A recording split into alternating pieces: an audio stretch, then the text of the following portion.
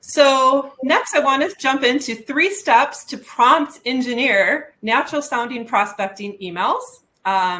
And so the first one, and this may sound basic, but it's so important, is to write clear and specific instructions.